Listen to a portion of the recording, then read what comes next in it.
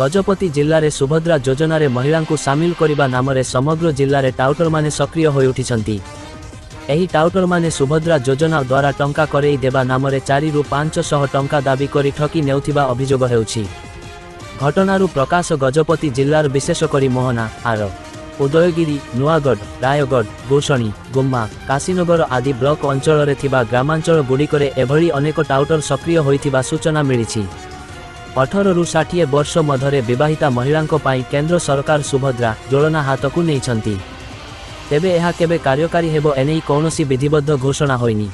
किंतु यह पूर्वर गजपति जिलार ग्रामांचल रे दलाल और टाउटर माने एही योजना करई देबा नाम योजनार नकली नियमावली प्रस्तुत करी महिलांकठु टंका लुटिबा आरंभ करिसंती। एही प्रश्नर उत्तर दलाल माने देई पारुनाहांती।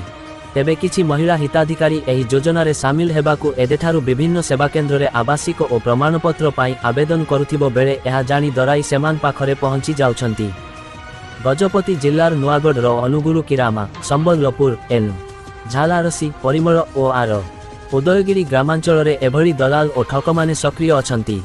गजपति जिलार केतेक बुद्धिजीवी आम गजपति जिला प्रतिनिधि तारिणी प्रसाद पंडा को कहिसंती जे एनै जिला प्रशासन तुरंत दृष्टि देबा सह एभली ठक और दलाल मानक विरोध में तुरंत पदक्षेप ग्रहण करंतु।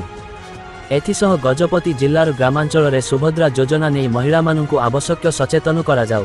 मुभद्रा योजना आरंभ हो सारिलाणी, एणु एही योजनार लाभ उठाइबाकू चाहुथिले 400 टंका रु 500 टंका लेखाएं दियंतु बोली कही प्रलोभन देखाउछंती। आउ टंका लुटी नहीं परवर्ती समय रे देखा देउनाहांती। केवल एतिकी नुहे, किछि दलाल बायोडाटा फॉर्म धरी बुलुछंती एहाकू पूरण करिबाकू महिला मानकू प्रवर्ताउछंती। प्रति महिला को 50,000 टंका लेखाएं ऋण मिलिबो, जहाकू बिना सुधरे परिशोध करिबाकू पड़िबो बोली कहउछंती। किंतु केते मासरे परिशोध करिबाकू हेबो।